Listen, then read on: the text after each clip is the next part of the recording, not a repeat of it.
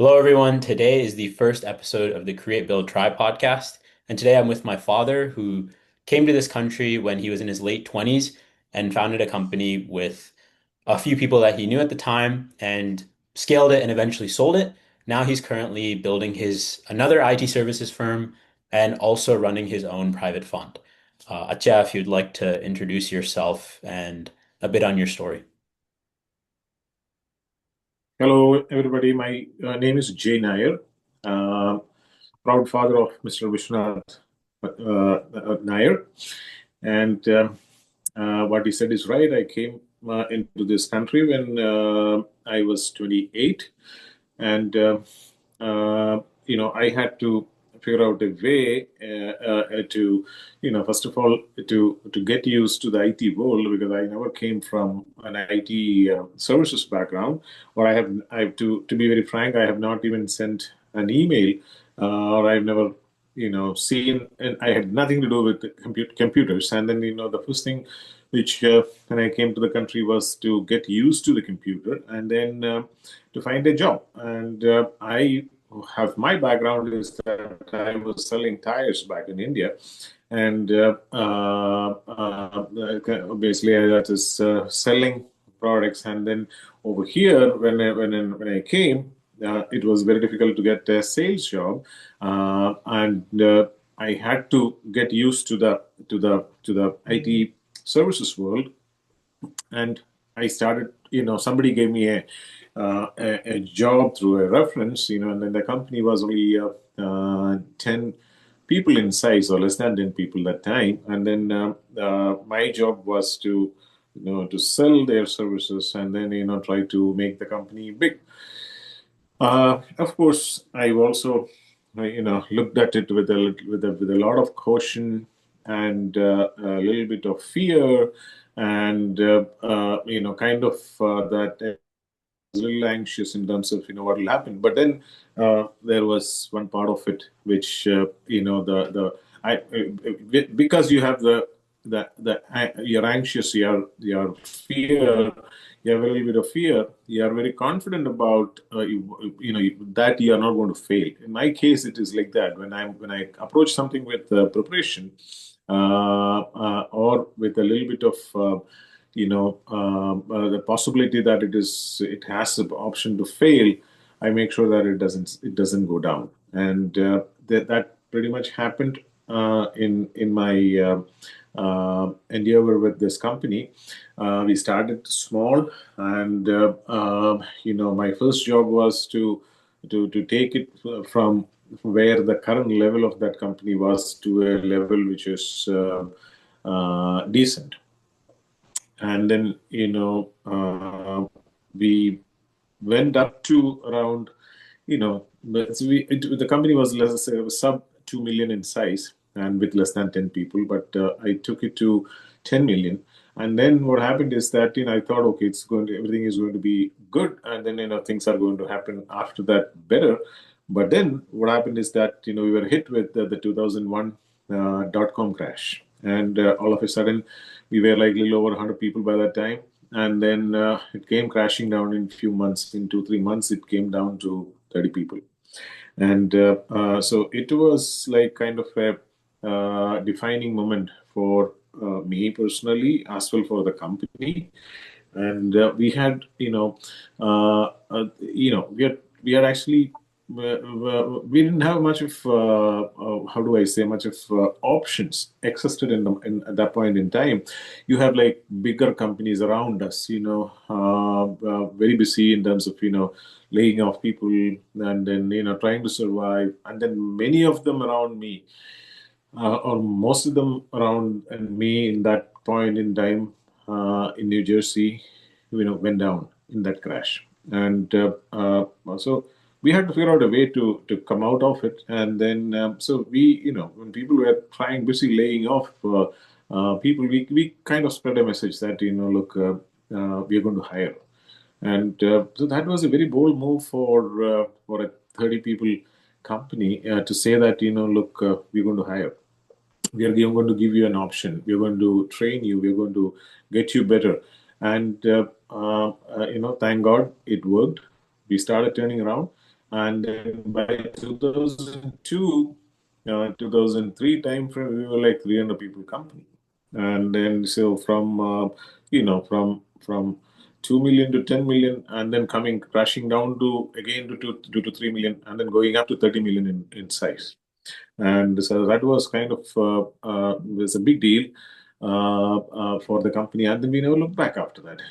Come 2005, 2006, we went up to 700, 900 people, and then we touched a thousand people company, become a thousand people company, and the story continued. We started creating more and more value for the services what we offer to the market, so high-end services, and then by thereby creating more value proposition for the company, and then we went on to become a 4,000 people company. By uh, around by 2012, 2013, we were a kind of somewhere in that range globally, having offices in the US, Canada, Mexico, India, Malaysia. So it was become a global company, and like any other IT services company, our people also, or the number of people also moved more into India, and that is where all our development centers were, and then um, so when I look back, that was, of course, like I told you that, look, I approached it with a little fear and with a little anxiousness, and then that made me, inside me, made sure that I'm not going to lose, or I'm going to succeed. And what I know that if we look back, the ingredients what I put it into the company or for the success, a couple of things. One is people. My core team, we exited, we got sold in 2021, end of 2021. But till then, most of the core people whom I had in my team stayed with me and from the beginning. And then some of them I brought from India, and these were people who worked with me in my earlier company, and these were not from the IT services background. So that is one thing which I followed, which is that look, IT services or anything, it doesn't really matter. It is like the hunger to succeed is the most important thing, and the right people for that matter. None of them had any IT services background, or very little IT services background. But then, because they are coming to a foreign country, of course, coming to America from India is a promotion, or a good opportunity for anybody to have. And so they came, and then they landed, they succeed, and that is one formula.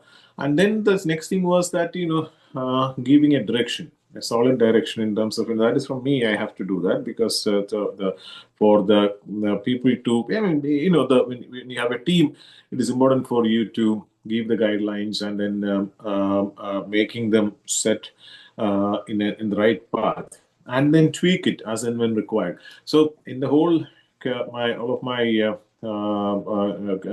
the duration of my stay with the previous company, uh, we had to do that like 3 4 times, major shifts, but otherwise, minor tweaks. So that is my responsibility, and then giving them the confidence, and then making sure that you're covered if even if you make a mistake. I mean, a mistake is always, genuine mistake is always forgiven. And then they always had my their back, safe with me, and then they protected them, and for the right reasons, and then give them that confidence, and then that flexibility to operate. These were things which I followed very very diligently, and then that made us successful. We got sold, and everybody made their money, and then that is like that was the first chapter of your answer to your first part of the question. The second one is that now after coming out, I started venturing into the same field, which because I'm so used to the IT services market, and unfortunately the IT services world has changed quite a bit from what it was earlier. Ever since after the pandemic, especially because of the digital transformation, has accelerated quite a bit of changes in the market, and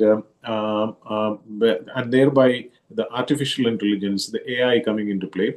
So the conversation setter is now more going to be how capable you are in terms of development, testing, or business intelligence, or anything to do with anything else. Doesn't matter, networking or infrastructure management, anything of that kind of is not a conversation setter. The conversation setter is only that how good you are in AI or in cybersecurity. So because of the AI, the cybersecurity opportunities are also more. So so that become the new rule, or so anybody and then everybody has to be talking that language, and so that has opportunities, but then there are challenges too, because for a smaller company, it is difficult to, build something solid on to create a model and then go into the market and then say that, look, we can do this for you, and then we can do this, do something in AI, where in which the challenge again was that, the AI was not, no, it was not a trusted commodity, or it was not. Everybody talks about it, but then people have not really believed in it. So that was the scenario till 2025. Every company had their own initiatives, and then their own internal initiatives if it's a big company, or a smaller kind of initiatives if it is those are smaller companies. And so for us to get into the door and then operating it was a bit difficult, but then figured out ways to do it. So it took, so I positioned the company as an AI advisory company, data engineering company, because when it comes to advisory, you need somebody who has done it, been there and done it, kind of this one. So I, quoted a few people into the company for them to come and then hit the ground, and then who could give them the roadmap if they have not started their AI journey, assuming if they have started their AI journey, how to make it better and how to get more value out of it, and things like that. So it is kind of more in the mid-size segment of the company that we focused on, and that has given us good traction. And we also started a cybersecurity practice. And then there is a bigger opportunity if you look at it in the artificial intelligence. Why people fail. You can have the best of the models, or you can say that, look, I can do this, do that for you. But then the underlying data is corrupt, and then there is no free flow of data coming into into the model. Then it is going to be a problem, which means that there are two things. The data has to be set right in a certain pattern, where in which it can be analyzed better, and it should not be corrupt. That is one part of it. The second part of it is the plumbing part of it. So those are also big opportunities, respective of whatever the company is focused on doing. You will need to do these two things, otherwise you are going to be a failure. So so we identify ourselves as an AI advisory data engineering company. And then so we also have like few models which we have developed over time. So one is like in simple terms, it's like kind of an agentic AI platform which help companies automate their workflows in terms of design, deploy, and govern the govern the agents. Once they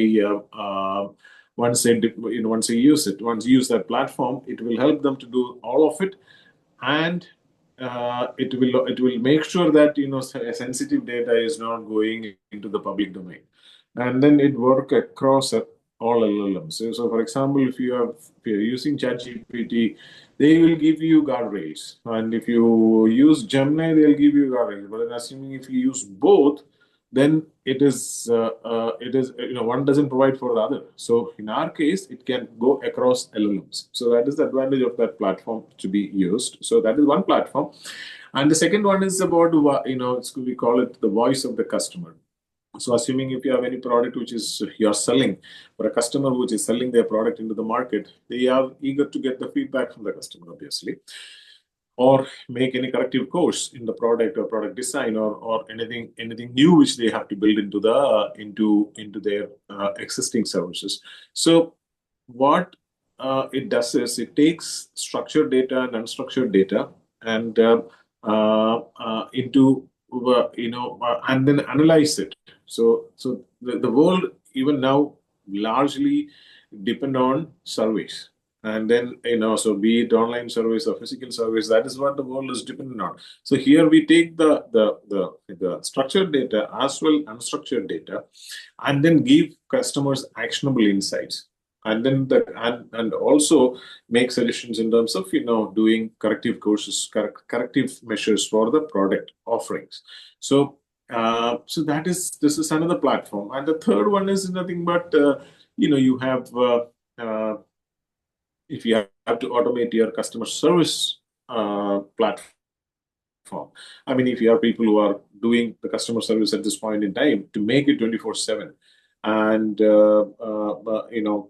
works every time, irrespective of time, and then the humans can only need to be attended, assuming if there are questions or things which you are not able to fix it, meaning the platform is not able to fix it, then you have to come up with the human intervention, which can be done after hours. So this will work. Say customer service, can be done uh, irrespective of daytime or nighttime, and irrespective of whatever day.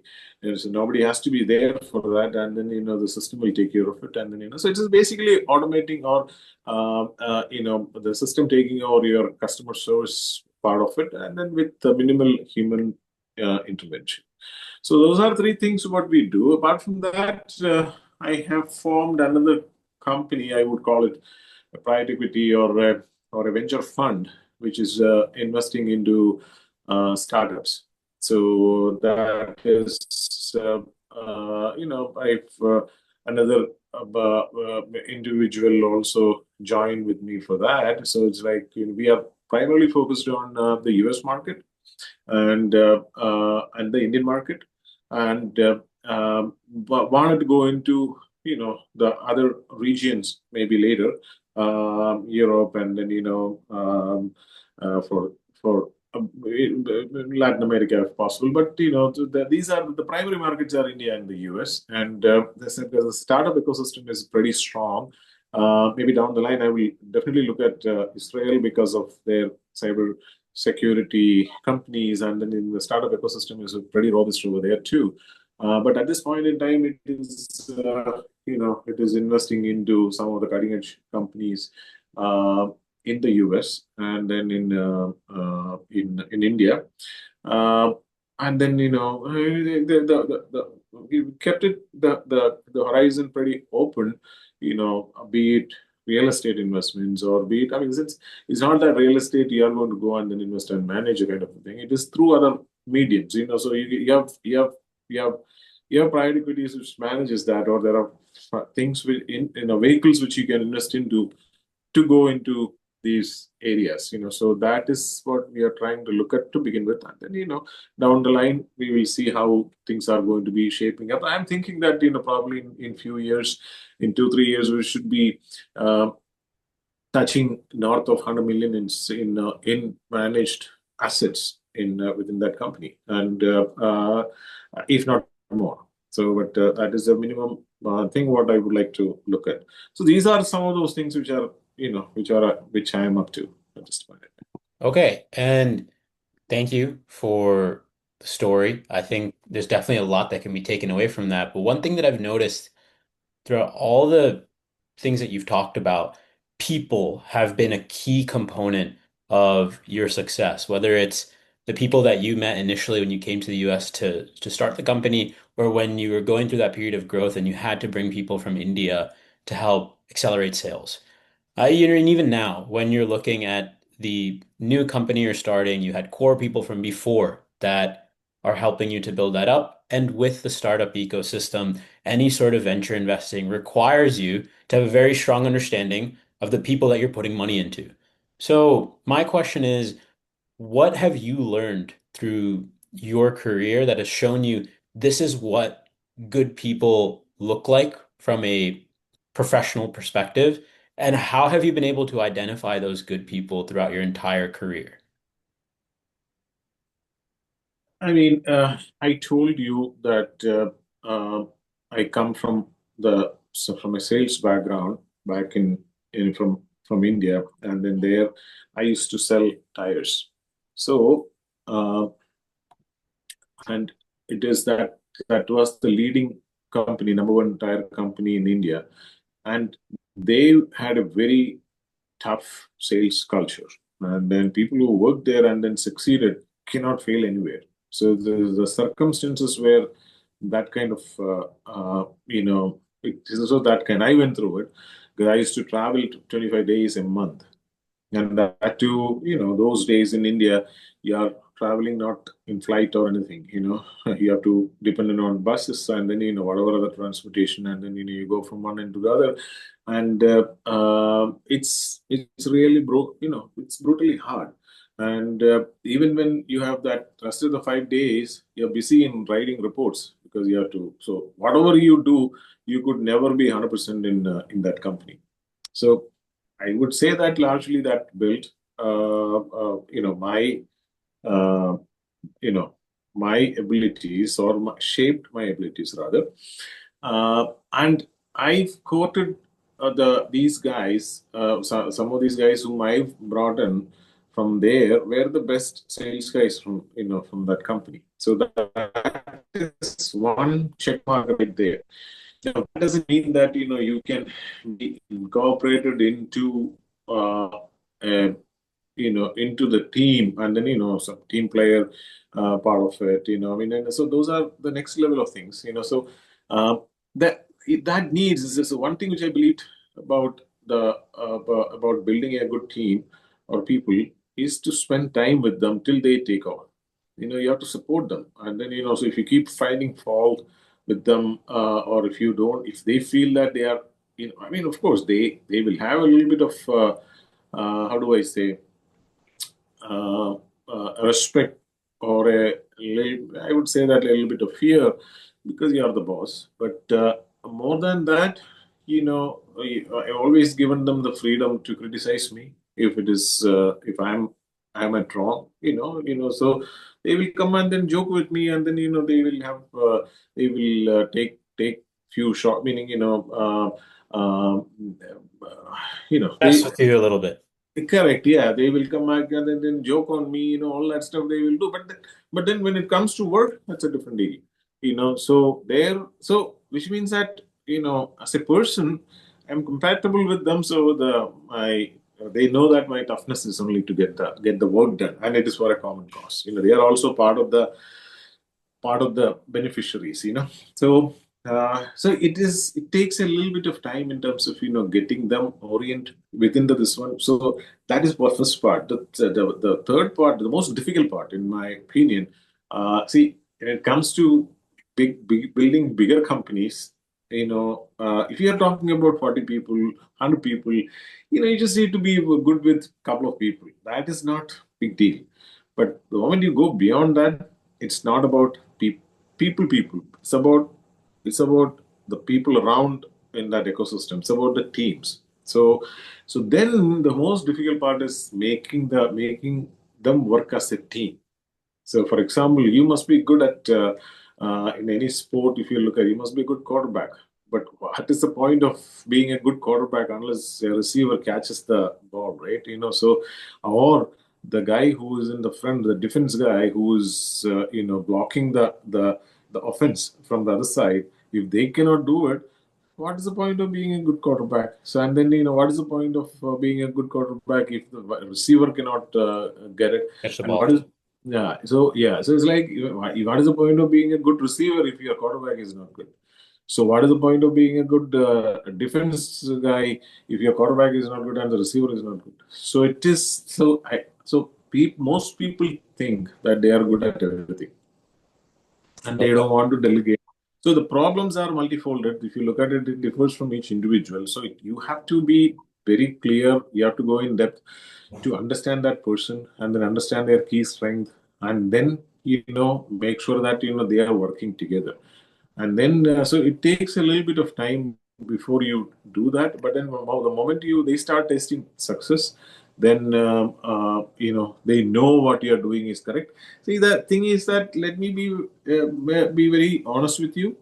It doesn't happen by democratically um, running it or taking all their opinion and then making a decision. It doesn't work like that. You have to Mhm. enforce many times.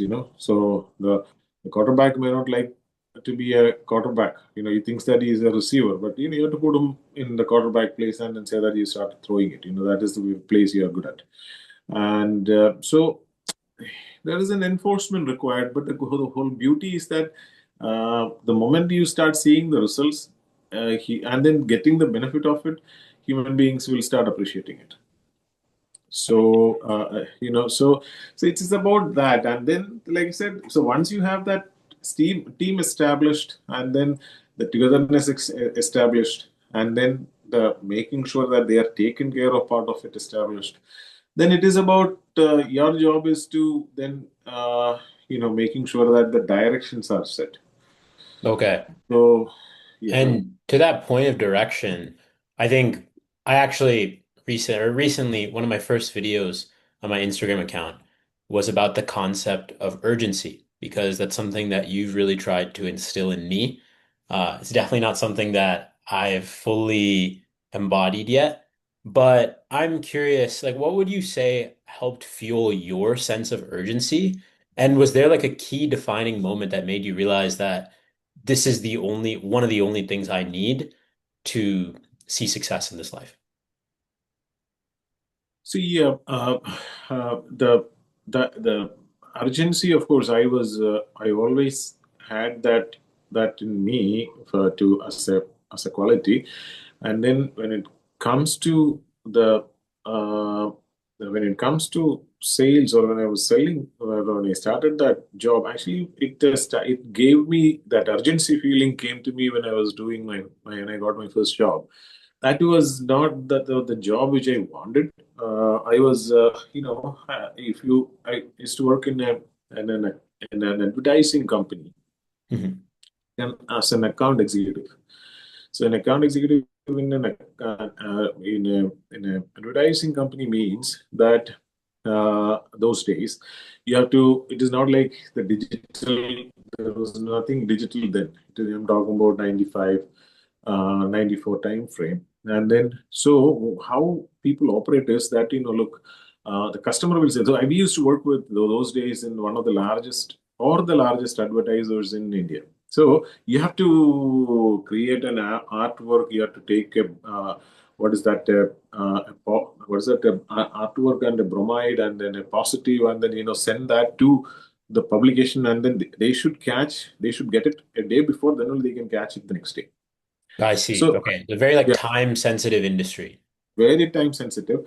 And then they will say that look, I wanted to catch those days. There are like in India, there are some of those. It's on Times of India, Mumbai, and then Hindu Chennai. Hindu is a newspaper. These are two are newspapers.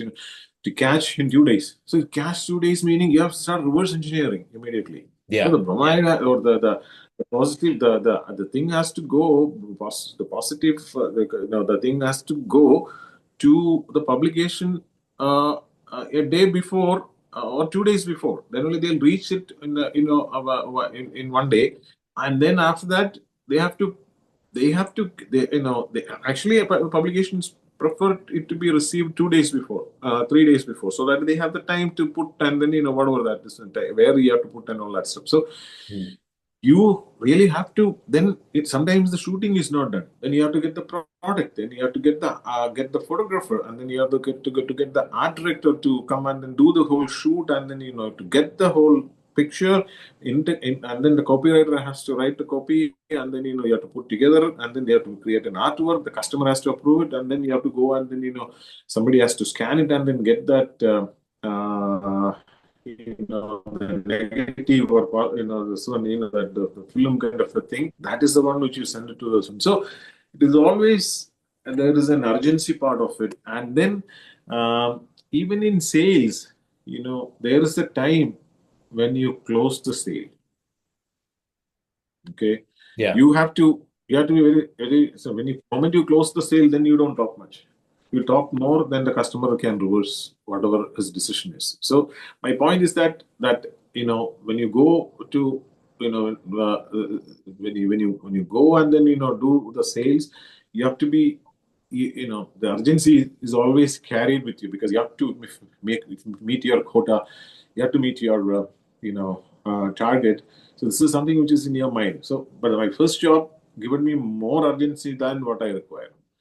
Wow. Okay. And then second job, second job actually it helped me because you're always on a hurry, because it is you have to do it, and then that has helped me in terms of overachieving the numbers. And I used to be the best in India for years together. So only because of this urgency. Look, when somebody is waiting for the last minute to achieve their quota, I would have achieved it. Couple of months before, my overall year's quota. So that is another reason. And then when I came here, also it is like when actually it regardless of where you work, what you do, it is better that you finish your job early, because that way you can actually better upon it, unless it is absolutely required. So that you couldn't do it, that's a different deal altogether. But otherwise it is better that you always put a little time ahead of with you, so that you have the option to better it, and the customer always will appreciate it. Okay. And with that trait of urgency, and you talking about bringing people to the US for Marlabs with the company that you started when you came to the US, how was that process of instilling urgency into your employees and the people that worked under you? Because I imagine that, or not imagine, you have said that you attribute urgency to most of your success. And I think the next best thing is to now have your team have that trait as well. So what was that process like? Well, putting that trait into them as well? Or was that something that was very difficult for you and you didn't see as much success with? The I always negotiate a time Mhm. when there is something given. So uh, of course I'll be, if they say 2 days, I'll want it in one day. I mean, or I'll put. You always negotiate. But then if I know that the work takes that much of time, I always will be lenient, because you don't want to be hurrying that, and then they them coming under pressure with that. So you give them that time unless it is absolutely required that people have to spend more time, and then finish it ahead of or whatever time what we have to finish it. Otherwise I'll always give them time. That's one part. And then the second thing is that people, once they give me a time, they never uh, defaulted on it anytime. Only once they'll do, Mhm. because they know that if they give me the time, and if I give them the time, and if a time is agreed upon, I'm going to follow up that right before that. And I have never tolerated that piece of it, that people come and then saying after that the excuse, like they can come. I mean, it doesn't mean that look, yeah, I'm unreasonable. I've always been very reasonable, but they have to be saying it ahead of time, so that if there is an unexpected thing which has happened on their way to do something, well, you have to appreciate it. So, and then you have to always then go back to the customer and then say that, look, this is what it is, and then so you can't do anything about it. But otherwise, you have to meet it. That is something which uh, people hardly failed in front of me, maybe because they know that I'm not going to have a I'm not going to be lenient on that. I mean, so they make, so it is like your posture is that you can take the time, but you cannot come back and then tell me that, what, oh, I have not done it. And So this actually ties into something that I was reading. So I've been reading this book called Built to Last. It's by Jim Collins. And he talks about how a lot of visionary founders and leaders will set a certain amount of core principles that they try to instill in their team or in the company. And I'm curious, it seems like urgency is definitely something that you consider a core principle that I've seen you carry, not just within the workplace, but within almost anything in a good way. But what would you say are the other core principles that you follow that you try and instill in your people? So urgency is one part of it, and urgency is definitely is younger brother of urgency is execution. So when in the sense they all fall in the same category. I would say when you have urgency which is set, execution will naturally happen, and then so the next thing is about meeting the deadline, and the so that is another one. But the most important thing about the if you look at it between people and me, what stands out is that the trust and care. Hmm. uh, because my people have trusted me to the core. So they know if I say something, I'm not going to back off. It doesn't really matter who is on the other side, which I have to face. That they know that it is my problem, and I will not leave them. If I say that your job will be secured or you will not learn anything, they may lose their job, but I would have lost my job first. I see. Okay. So sort You of know that what I'm saying? mentality of like the leader, like eating last, like make sure everyone around you is fed and then you eat. Yeah. Okay. Correct. That is so. In other words, in all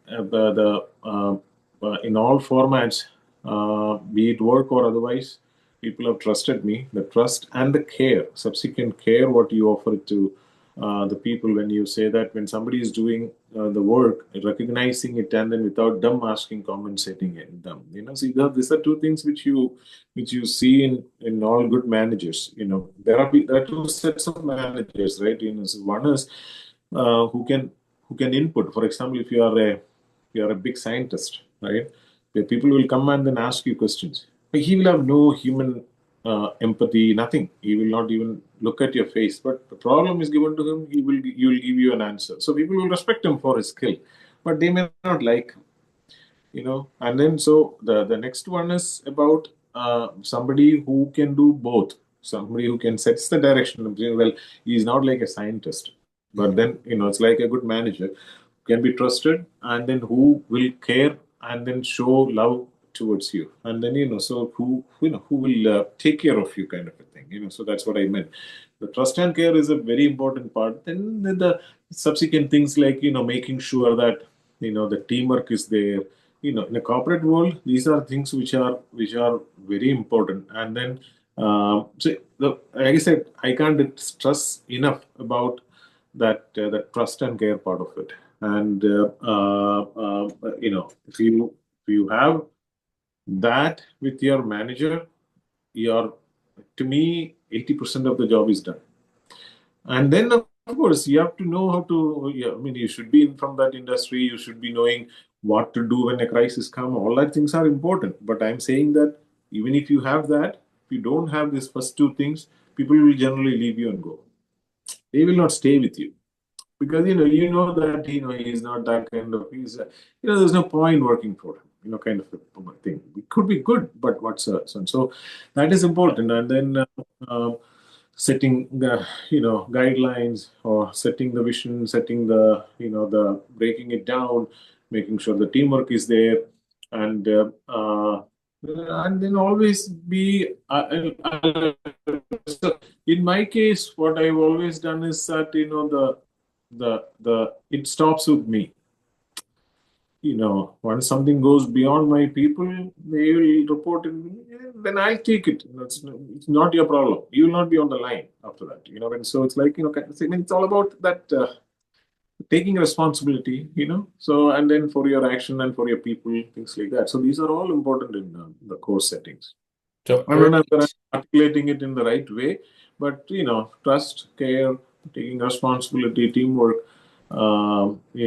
setting guidelines. Um, okay, makes sense. And I think one thing I also wanted to touch on, um, so I'm curious, you talked a lot about how different jobs have influenced you to become where you're at now, but I'm curious, how have your parents influenced you to become who you are today? Because for me, I think a lot of my personality has been shaped from you and Amma.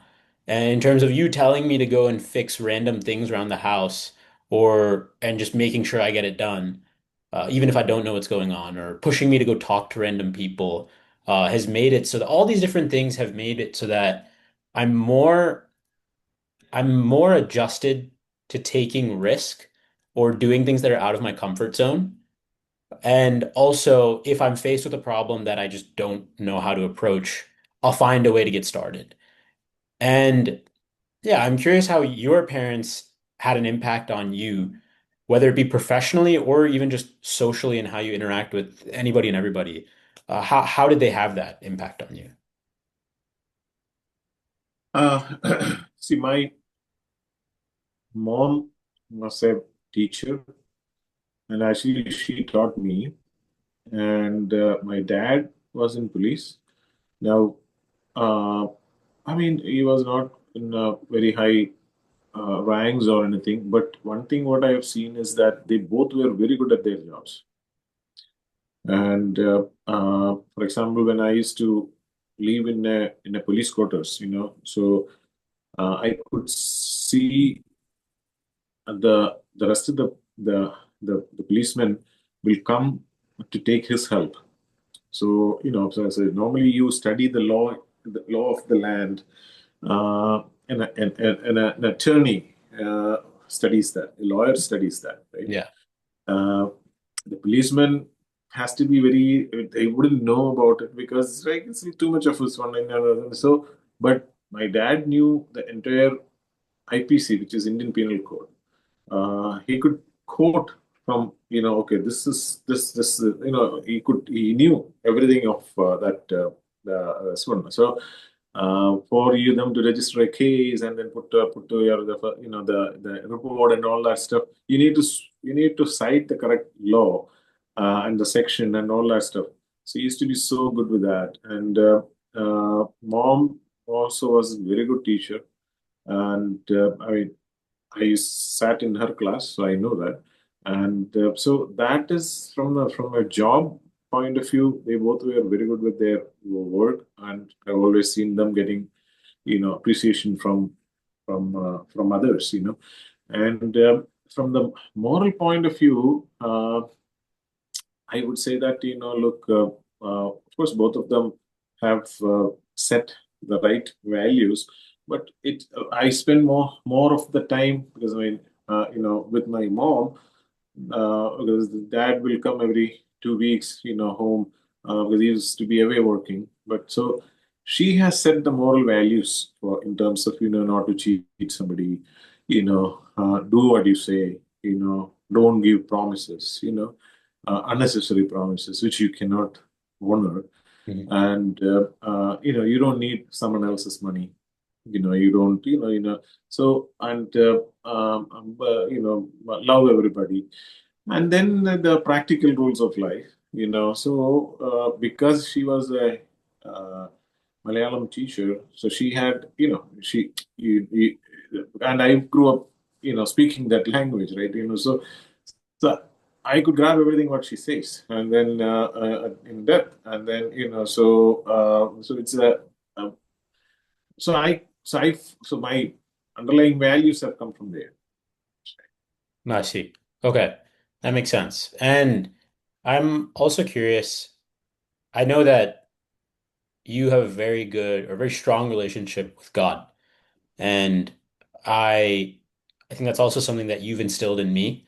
Because I think there's a lot of points in time, especially with whether it's you're someone that's founded something or you're immigrating to a new country, there's a lot of fear that comes with all these processes. And oftentimes you don't always have someone to go to. And I think having that relationship with God is very powerful, where you know that there's someone that's always watching over you and that has a plan for you. So I just wanted to hear a little bit more about like how that's come into play when you were moved throughout your career, when you moved to the States, building the company. How has that relationship been relevant? Y- Yeah, it's a big part of my life. Of course, I grew up. My from both my parents' families were very very spiritual, attached to temples, and that's why I grew up like that. And then my dad always gone to the temple duties, and I've gone with him. When I was a kid, and stayed with him in while he's doing his duty, I stayed with him. So you know.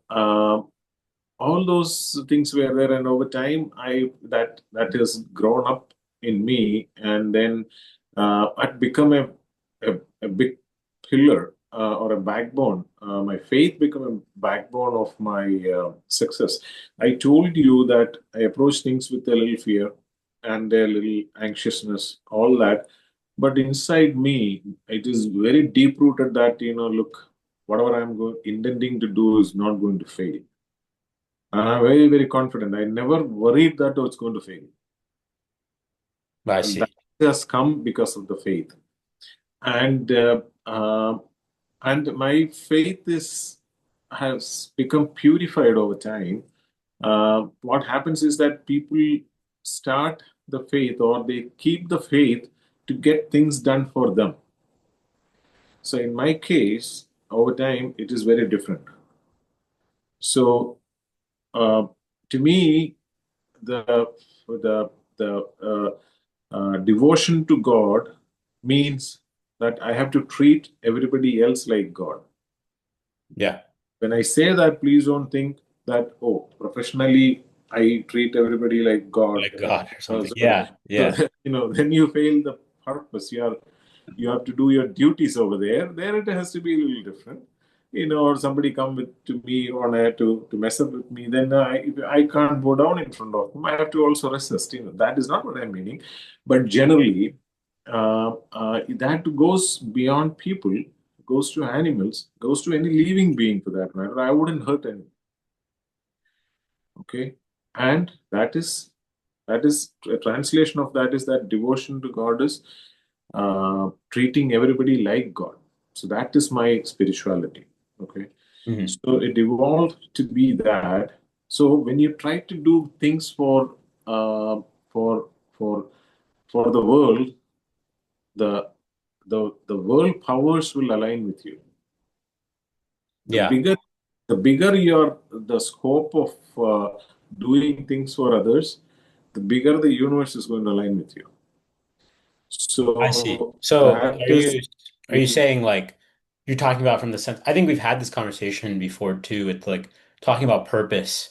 When you make your purpose bigger than yourself, you there's a yes, lot more power that comes to you because it's not just for you. It's not just, oh, I need to make millions of dollars. I need to be the best employee of the month. It's more so I want the company to succeed. I want the world to be in a better place. That's when you get correct. more and more power from God. Well, but more and more powerful. It's an energy actually. So what you do attracts what your whatever you do creates an energy, and if it is positive, positive things will start aligning with you. So that is what I learned, or I experienced it. For example, I told you about my new ventures. It is not for me to make money. So there is enough for me, and then enough for you, and then so that is it is there already. But we need to make money for that. I don't have to struggle, or I don't have to do anything. Somebody can retire and then sleep at home. I mean, or do whatever you want to do. Kind of Yeah. thing. But I wouldn't do it till I am healthy. I will try to do these things and then try to make, and that is primarily for to serve the world. It's not for me. Yeah. So that is the devotion actually for me. Yeah. That makes sense. And I think also it's clear that you're not doing a lot of these things for you. Like a lot of people say that is one thing that I've noticed. A lot of people say like, "Oh, I'm doing this for other people. I'm doing this to help the world." But then you look at everything that they do and they don't truly embody that belief. But I think the things that I've seen you do with um like Vishwanath Foundation and how you help other people around you, it's kind of clear to me that that's something that you truly live your life by. And one other question that I want to talk about. So you talked a lot about even from the beginning, when you were talking about your story, you talked about how fear was something that you faced, but it was never something that held you back. You were always scared and anxious, but you never said, okay, I think I'm going to fail. It was always, I'm scared and anxious, and that is why I will succeed. That is why this will work. Talk to me a bit more about that. That's actually a very interesting perspective because I would say I'm someone that does have quite a bit of fear when uh, doing new things and being put into new environments. And I don't think that's just me. I think that is everyone. And I think dealing with that fear is part of being a truly successful entrepreneur. Some people they take that fear and that insecurity drives them to keep pushing. They're so scared of the reality that could come from that fear that they'll do anything to make sure it doesn't happen. I'm curious, is that the perspective that you approach it from, or is it more so because I'm scared of this, it's important, and that's why I put more of a thing to it? So I'll give you a very small example. So whenever I have to speak publicly, and then I have done that thousands of times because, from my work, I have to go and then, address the team and all that stuff. Yeah. So, or if it is something little more important, like an inauguration, where in which a lot of people are there, big time, invitees are there, important people are there in the on the dais and all that stuff, right? Hmm. I be very nervous, and then I have that fear. So what happens with that is that I rehearse my speeches, my thoughts, and then each time I get better with my thoughts and I will know what to speak by the time I go there. So, but I'll be very nervous. But there is never in my life, not once, that I did bad when I speak. That initial 1 second, that couple of seconds, I'll be nervous. But then after that, I have the flow. I take control of the stage. I control of the people, and then I've always done very well. But the that I'll be prepared or I'll be rehearsing myself, and then so that is the fear I was talking about. That is the nervousness which I was talking about, as anxiousness which I was talking about. But that has always helped me in terms of doing more preparation. Now I'll give you Got it. another example, a little more, little more serious, which is that look, whenever in my earlier company or this company, when we have to take some directional changes, what happens with me is that okay, it is not like talking in front of few people. It's more about you have your own time. So I think about it in my free time. Okay, what to do, kind of a thing. So in other words, I am on all the time for that purpose. Okay, it's like 24/7. If I'm not sleeping, or the moment you are awake, you're thinking, how I will solve this one, and that alertness, that readiness, or that mind of mine, which is available every time, has helped me always to come up with something which is very unique than the rest of the market things. Yeah. So you are on all the time because of that, and I mean, okay, it's a mind space which is getting occupied, but but you're serious uh, about that action. It is not that I will, when I go to my office, I'll crazily run around and then work and all that stuff. No, I never did that. But but in my mind, I was always alert about what is supposed to be, what is my responsibility and how I have to take care of it in a very better fashion. It's always on in my mind. So I'm on all the time because of that. Because Okay. I take things seriously.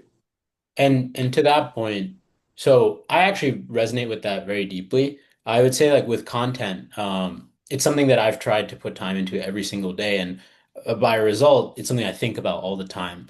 And I think some of my best ideas have come when I'm not actually recording any content. I'm just going about my daily activities, and something just pops into my mind. But I think that way of thinking for me comes from a level of obsession.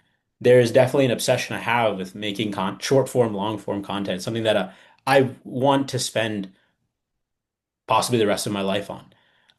And I'm curious for you, do you think you thinking about the work that you're doing all the time comes from a place of obsession, or is it more so like what okay, I take whatever I take seriously, I will think about all the time. Like, would you say you were obsessed with your work, or that's just something you do with everything? No, no, actually, I would say that I have, when I was see, these days I take things a little more passively, or I work at my pace, and which is also pretty good, I know, in my opinion, because I know what works now because of my experience, and then it helps me a little. So I work at my pace these days, but when I was actively in working, or when I came to this country, and then after that building the company, I would say that what you said about the obsession part of it is correct, because I'm more, I have I that okay, how I have to make it work, kind of, for this one, so it's a so that is one thing which I always told you, when you were born also, my mind was occupied with work. you Yeah. know if I have to redo something in my life, maybe, I don't know, maybe I should have put, I mean, I would have put more time, with you. Yeah. But I don't know if I'm in that same stage, will I do it or not, I doubt. Because Yeah. then, you know what I'm trying to say? No, When no, and I think that's something that actually a lot of founders have talked about in their past, where they become so obsessed with their work. I mean, I think that you spent a good amount of time with me when I was younger, but there have been cases where you take Steve Jobs and the relationship with his family, or you take, I can't think of specific examples on the top of my head, but it is something that is seen very commonly with startup founders or people that have built companies because they have to be so obsessed with what they're building to make it work. And that leads to pitfalls in their relationships, pitfalls with friends, and ultimately a lot of loneliness, which is actually a good segue into another question I wanted to ask you. Have there been periods of your life where you've been working extensively and you're put into these new environments where you felt a deep sense of loneliness? Even if you're around a lot of people, I think there you can still feel that sense of not belonging. And I'm curious about the times in your life where you felt that and how that's changed you as a person.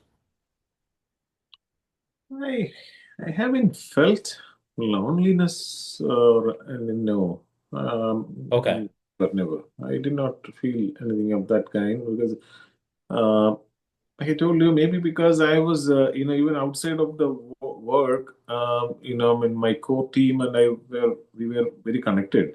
And then, I have very good friend circle out outside of it, I mean, so I may not be speaking to them like the way I speak to them now, but I always maintain the touch, I mean, and so, and then, you know, so I have not felt loneliness, no.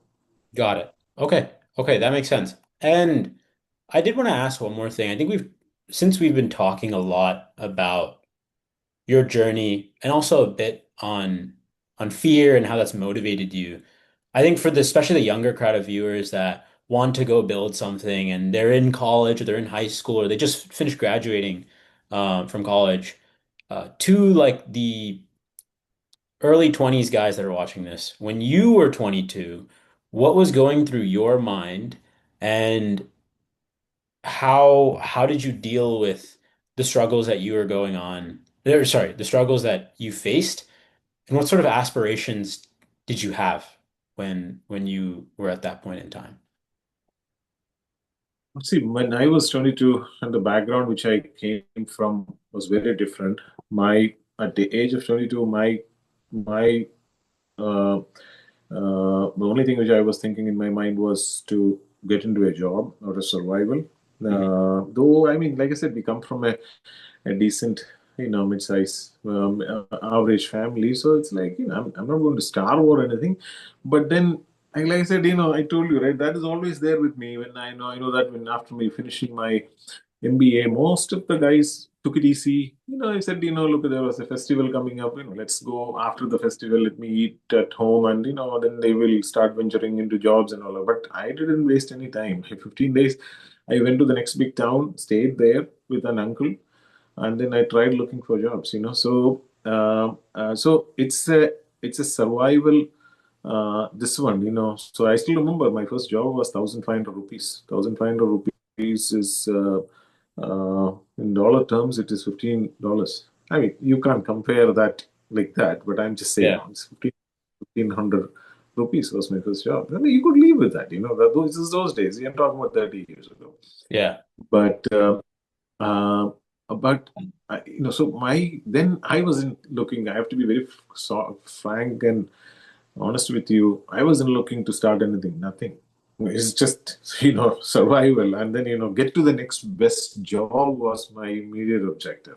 Yeah. Now, coming to the time of now, it's a little different because you are talking about a different era, from where I lived, So because of the world has become really flat now, and everybody knows everyone now, though you Yeah. are from another country, you have much exposure to whatever is going on because of the social media and the everything what is going on.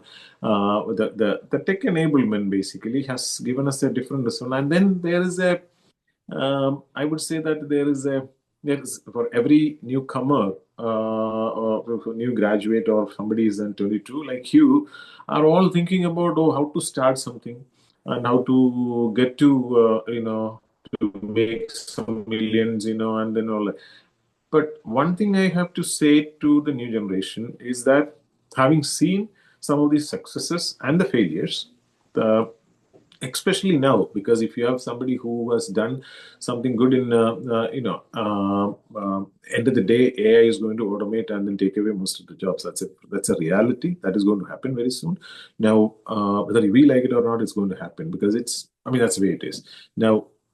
But you have the ability to come up with some of the good models, and then some innovation within that space. But that is, whether that is going to succeed or not, we don't know. Meaning, in the sense, whether your model is, or whatever you are coming up with, is going to succeed or not, we don't know at this point in time. So it is still an evolving area. So, but then there are people who, because of the luck they have or the place where they were in, they have made money. So there is a notion with the newcomers or the new generation that, we'll start something and it is going to, it's going to create this much money, and then so then I will take it easy, kind of, for this one. But it, just because some of those people are successful, you shouldn't follow a dump idea. You have to be verifying that very much before you pursue it, because otherwise it is going to be a setback, and then you're not going to venture into anything after that. So that verification part of it, validation part of it, is very, very important. If you don't do it and then try to succeed, so that is where the corporate experience helps end of the day, because you will see that you will see when you go and then work, you will see a lot of people who started something, failed, and then came in and then started working. Started working. Yeah, and I've I think seen. Yeah. no, I was just gonna say, I think to that point, I've totally agree with you with there's a lot of people that are trying to start things nowadays or fantasize the idea of having their own business. But I think even though it's something that I've recently gotten into with making content, and I haven't necessarily made any crazy amount of money from it, um, I would say a lot of people don't realize that this path of life is, if anything, twice or three times as hard as just getting a normal job. It's much more work, much more stress. Yes, there is the element of, um, yeah, you have some control over who you work for and maybe some control over your time, but most of that time just ends up going into what you're trying to build anyway. So I feel like a lot of people don't realize those things and don't realize how hard it is to compete with all the people that are also trying to make something of their own. Yeah, yeah, it is true. See that the point what you said is a good point.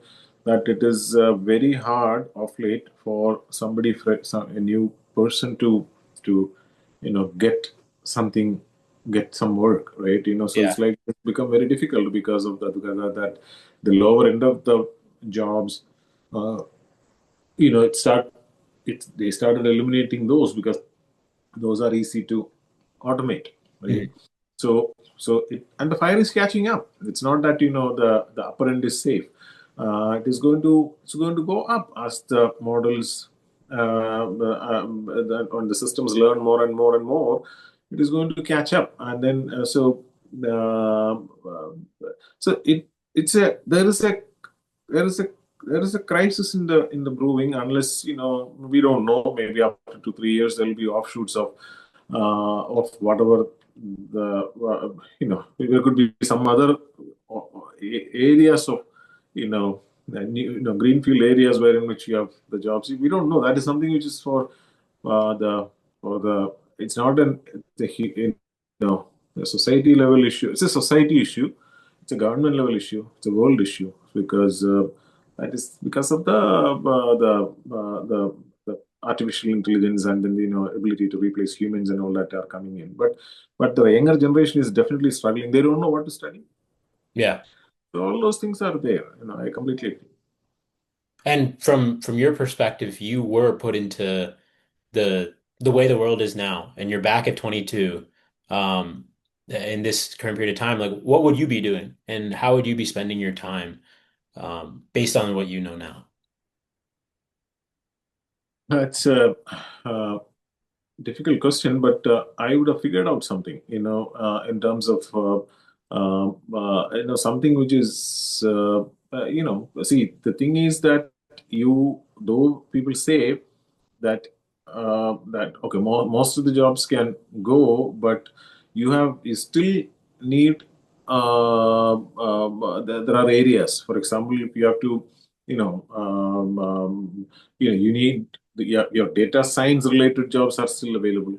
Of course, there Mhm. will be a crowd over there, but it's still available. Or a mechanical engineering and the computer knowledge which is needed for robotics has to be there, because you need to, if they wanted to automate the manual labor or in any form, you need to have robotics to be in play. So Yeah. it's a combination of that, or very high end, creative jobs, which I don't think I am. But so, I'm just saying that, but there are things available even within that if you closely look at it. Yeah, Or, for sure. yeah, or, your construction is not going to be replaced anytime soon. There are things which cannot be replaced, right? Which will take time. Your cooking, so I'm not saying that I'm going to be a chef, but my point is that, I will creatively move into some things which are not Doing well. not immediately affected by the automation or AI, I mean, catching up. So there are several things. I mean, your healthcare element of in care element in I'm sorry, human element in the healthcare part of it. So that which means that you need human touch for counseling. Any of those things will not go away. It's only that the uh, whatever is can be easily automated is the one which they will touch immediately, like the customer service the jobs, the sales job, or anything to do with the finance modeling part of it, analysis part of it. All those things can go away quickly, but these things are not going to go.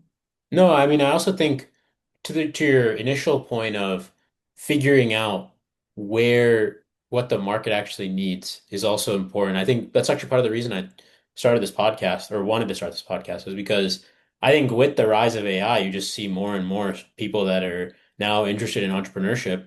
And at least for me, I've been reading more books and watching more content related to that, and just thought, like, I think there's more people that are flocking to this space, and more people that want to hear the stories of founders, the stories of people that have, built their own companies, or built their own, um, like anything. The people that have just went out there and tried. I think there's more people that are going into that space.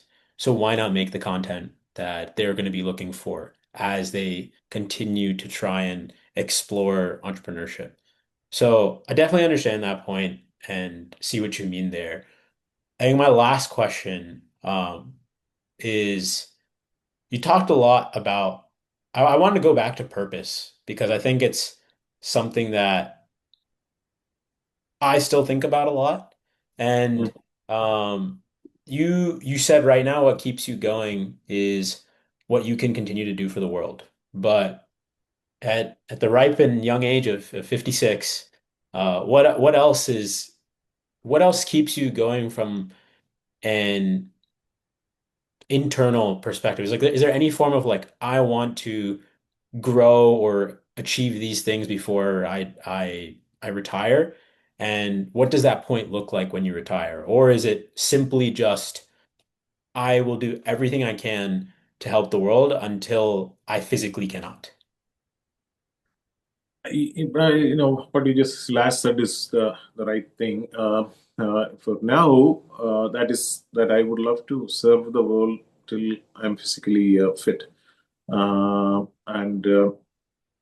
For now, it is more than that. So if I anything which demands me to travel to India, I used to go to India like 6, 7 times, back in the days.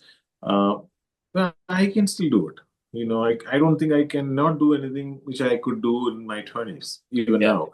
So as long as it is that way, I would like to extend myself, and then try to work and then earn enough. So all these initiatives, whatever you have seen through Vishwanath Foundation and then other unorganized way of helping people, everything is it's my own money. I'm not collecting it from anybody else.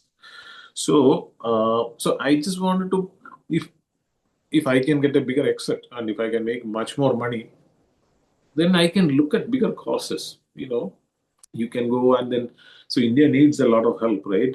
So Mm. you can help people in education, healthcare, and whatnot. There is scarcity of water, food. I mean, and then people are not well, and you need so much you can do in India. Now, why India? It's because you come from that country, and then you know that it needs help. There is much more difficult places than India in Africa, you know. So they are also humans, The only thing is that I don't have the means to look at it to such a place, or I don't know about those places, which is the reason why that is not looked upon, right? Or that is not my radar, rather. So if I have tomorrow the bigger means like Bill Gates, world is my home, and world is my family. I can look at it that way, and or I wanted it to look at it that way. So I will create wealth for for to serve the world as long as I can. And if I, comes to a stage where in which you cannot actively work, then I'll I wanted to, and then in the process I would like to create an organization. So the Vishwanath Foundation is currently, it's me. That's it, right? And then you help me with my taxes. That's all what we are up to. But why Yeah. not we have 1,000 people who can be volunteers or paid, who is going and doing things across the world, right? Yeah. So 1,000. So, the more, so I would like to end my life somewhere in that way, so where I have millions of people in my foundation, which is doing things for people. So that is my real aim, I see. Okay. if I God think will. I think that makes sense. Um, all right. No, I mean, thank you so much for your time. I think we talked about a lot of great topics, and I'm glad to have you as my first guest on this podcast. Um, and yeah, I just want this to be a place where I can showcase the stories of people that have went out and created something of their own, decided to go build their own story, and just at the end of the day tried something at the very least. Uh, and try to inspire more people to do that by seeing the success stories of others. So again, yeah, thank you so much for your time. And yeah, for all of you watching, definitely subscribe for more. I'll be trying to make this a weekly thing. So yeah, see you guys later.